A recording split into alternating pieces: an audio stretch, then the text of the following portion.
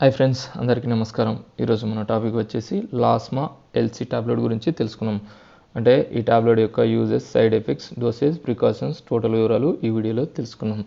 ఒక friends disclaimer వచ్చేసి this information only for educational purpose, అంటే మెడిసిన్ పైన ఒక అవగాహన కొరకే చెప్పడం జరిగింది. డైరెక్ట్గా యూజ్ చేయకండి. ఫ్రెండ్స్, మీరు కనుక మన ఛానల్ ఫస్ట్ టైం చూసినట్లయితే లైక్ చేయండి, సబ్స్క్రైబ్ చేసుకోగలరు.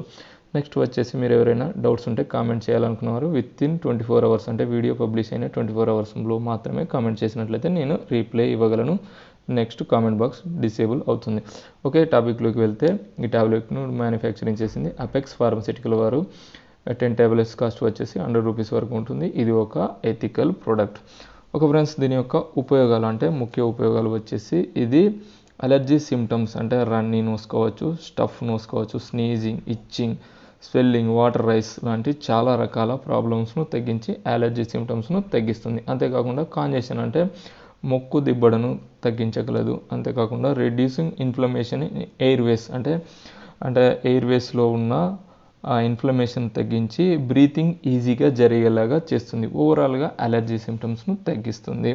మరియు ఇందులో 2 టైప్స్ ఆఫ్ మెడిసిన్ ఉంటుంది, మోంటెలికాస్ట్ మరియు లివోసిట్రిజిన్. ఈ లివోసిట్రిజిన్ అనేది యాంటీ అలర్జిటిక్ మెడిసిన్, అంటే ఇది runny nose, watery eyes, sneezing వంటి చాలా రకాల యాంటీ అలర్జిటిక్స్ని తగ్గించగలదు. నెక్స్ట్ వచ్చేసి ఇందులో మోంటెలికాస్ట్ సోడియం ఉంటుంది. ఇది యాంటగోనిస్ట్, అంటే ఎయిర్వేస్ని ఓపెన్ చేసి ఆస్తమా మరియు బ్రీతింగ్ ప్రాబ్లమ్స్ను చాలా వరకు కంట్రోల్ చేయగలదు. ఓవరాల్గా ఇది అలర్జీ సిమ్టమ్స్ అయిన ఇటువంటి ప్రాబ్లమ్స్ను చాలా రకాలుగా తగ్గించగలదు. ఒక ఫ్రెండ్స్, దీని యొక్క డోసేజ్ అంటే దీన్ని ఏ విధంగా ఉపయోగించాలి, డిపెండ్ ఆన్ ప్రాబ్లం, అంటే ప్రాబ్లం యొక్క తీవ్రతను బట్టేసి నార్మల్గా డాక్టర్స్ ప్రిస్క్రైబ్ చేస్తుంటారు. నార్మల్గా అడల్ట్స్ అంటే పెద్దవారు అబోవ్ 18 to 20 years వాళ్ళు డైలీ వన్స్ ఈవినింగ్ టైంలో తీసుకున్నట్లయితే చాలా వరకు, ఫుడ్ తీసుకున్న తర్వాత తీసుకున్నట్లయితే చాలా వరకు రిలాక్సేషన్ ఉంటుంది.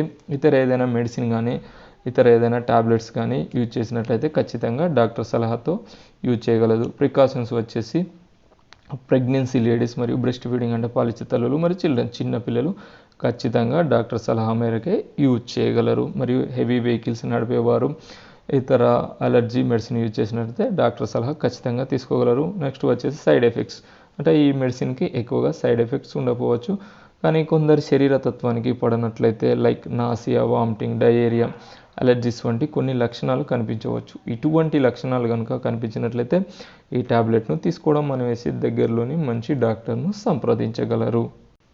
ఫ్రెండ్స్, ఫైనల్గా ఏంటంటే these information only for education purpose, అంటే మెడిసిన్ పైన ఒక అవగాహన కొరకే చెప్పడం జరిగింది. డైరెక్ట్గా యూజ్ చేయకండి.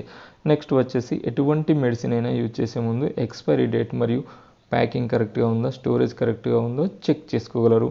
మీరు కనుక ఏదైనా డౌట్స్ ఉంటే కామెంట్ చేయాలనుకున్నవారు వీడియో పబ్లిష్ అయిన 24 hours లోపలనే కామెంట్ చేయగలరు. నేను రీప్లై ఇవ్వగలను. మీకు కనుక ఈ వీడియో నచ్చినట్లయితే లైక్ చేయండి, షేర్ చేయండి, మా ఛానల్ను సబ్స్క్రైబ్ చేసుకోండి. థ్యాంక్ యూ ఫర్ వాచింగ్ మా వీడియోస్.